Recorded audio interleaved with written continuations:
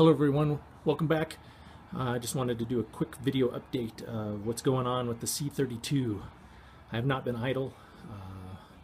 Started a new job and just haven't been able to make too many videos lately, but gotten a couple things done. So the quick version is I got the emissions test passed, so I have real plates now. I added a little bit of Chevron Techron to the fuel just to see if that would help it run any better. Not that it's not running good. Runs really strong. I've got a brand new windshield.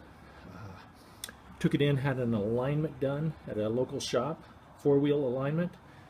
Just since especially the rear end damage, I figured that would be a good thing to do. And since I've got it back on the road, I'm getting close to 1,000 miles. I've probably put 800 or so. Drive it to work and back. And then, yeah, and then I'm going to talk about what's coming next. So, real quick. So starting from the top, the emissions test. As you can see, pass, which is what we wanted. But right here, P0455, emission system leak detected. So I had a code come up that actually caused the check engine light to come on, and I was debating on what to do about that, and all of a sudden the light went off. So I took it in, got it inspected, all was good, although this did come up even though the engine light was no longer on. And then the next day the engine light came back on, and I kind of think that was either from, at least I hope, from either topping the fuel off, which I probably shouldn't have done, or adding the Techron in the tank. Had a little bit of overspill. It was a little clumsy, so that might have caused it as well. And as you can see here, I bought this little diagnostic scan tool to check. The short story there is I cleared the code, and that was about a week ago, and it's never come back. So we'll see how that goes. Moving over here to the alignment. If you can see this at all, the top portion is supposedly before, and the red is not good. And then after, and it's all green within spec. So the strange thing there is once I had this alignment done, now I have a steering wheel shimmy, say starting at about 55 to 70 miles an hour. So I think what I'm going to do is get the wheels balanced. I'm going to check the tire pressure once they're cold first, and then if they're all in good spec there, I'll take it into like Discount Tire and get the wheels balanced and checked, since that's where the tires came from and they do it for free. So the other bizarre thing was once I took it in to have this alignment done, when I went to pick it up, I had to pay and then come back later to pick it up. So what happened then, I didn't really check it out after I paid. I came back to had a friend give me a ride, and the check engine light was back on, and I thought, oh no, maybe it's the evaporative system again, you know, no big deal. So I started my way home. Fortunately it wasn't far. I pulled out onto the main street and it died. I say died, it didn't, the engine didn't die, but it just stopped moving. I could press the accelerator down, nothing would happen. Finally I got where I could floor it as hard as I could, and it would rev the engine just a little bit, and it was enough just to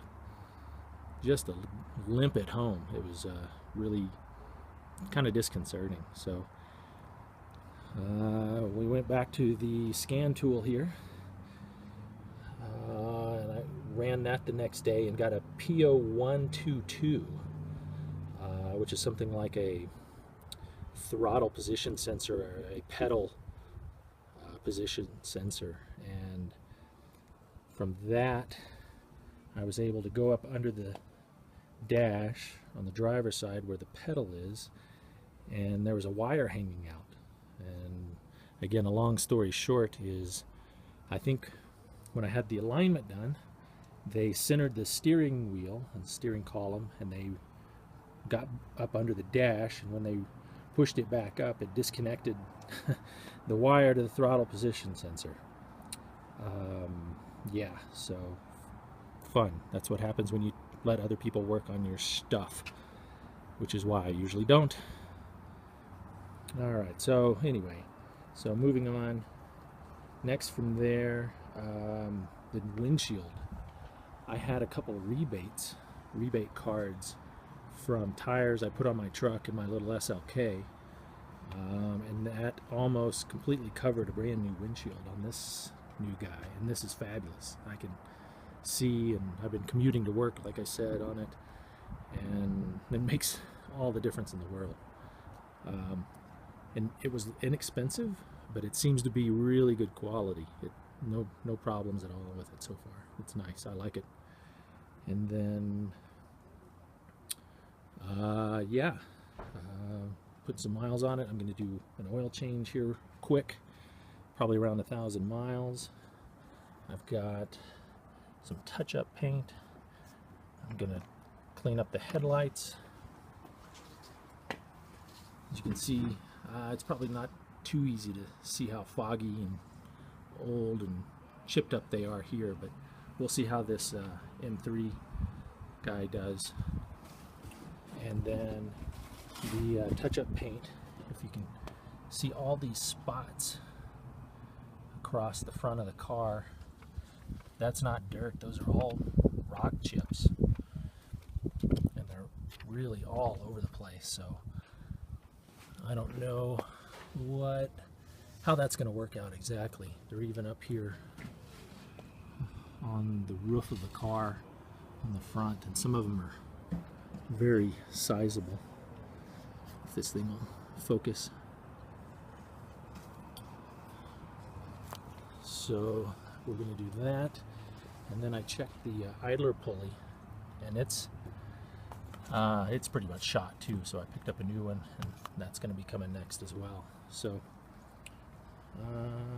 and then, as you can notice, when we start looking at these rock chips, this protector that's on here is pretty beat up and coming off. So I think I'm just going to pull that thing off completely, and I don't know if I'll put another one on, but I think that, getting the headlights done and fixing a few of those rock chips will help a lot. So anyway, that's the update for now. More is coming. Trying to mix it in with work, and race season for my dirt bike has begun, as anybody on my channel may have noticed. So a lot going on. So stay tuned for more, and thanks again for watching as always. But stay tuned. Just subscribe. You'll know when more videos pop up. And if you have any questions, comments, criticisms, leave them down below, and I'll get to them as I always do. Thanks.